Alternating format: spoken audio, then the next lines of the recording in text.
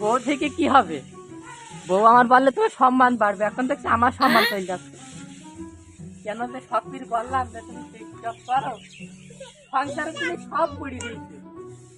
এখন এই জনের পিছিয়ে যদি থালা বাটি মিশে ভাত খেতে হয়, এ জীবনের দুঃখ তোড়ি কোন জায়গায় দেবো?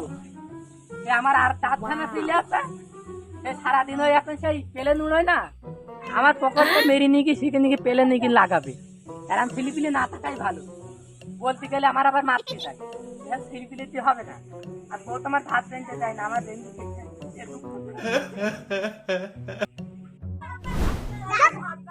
আপনার পকেটে বিড়ি খাওয়ার টাকাটা নিয়ে নিলাম, পেলামটাও তো পড়ে গেল। আমার ছেলে যে কোনো কায়দায় পেলেনতে না পাইতে, নাহলে ও ছেলে তো একদম ছেলে থাকবে না, পাইলট হয়ে যাবে। দেখি ও খুকাই, ওইভাবে পেলেন উড়ানো বাদ দে, আমার হাত মাঠে সব খেতে খা, খেতে খা। অত খিদে কি হবে? এই তো খিদে অত কিছু আমার বাবার কাছে আরে তুই বললাম যাই আয়, মাঠে খেতে হবে গেল না তো।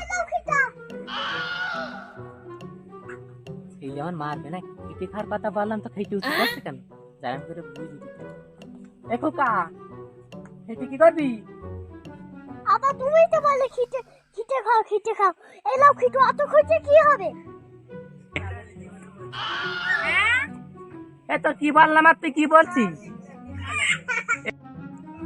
দেখিস ছেলিপিলি এখন হওয়ার আগে ফোন চাই, বাপের দুঃখ ছেলিপিলি বোঝে। আমি যে বললাম যে খেতে খা, খেতে খা, ছেলে আমার খেতে নিয়ে চলিস। আর কোনো সময় মেয়ে মানুষ টিকটক করে দেবা না, এখন দেখতেছ হাড়ি করা মাছ ভাসছে। এই ভুলটা কেউ কোনো সময় করবে না, ছেলিপিলি ফোন দেবা না, আর ভোর কোনদিন ফোন দিবা না, তাই দেখবা সংসার ডেঙ্গা দিয়ে চলে যাবে।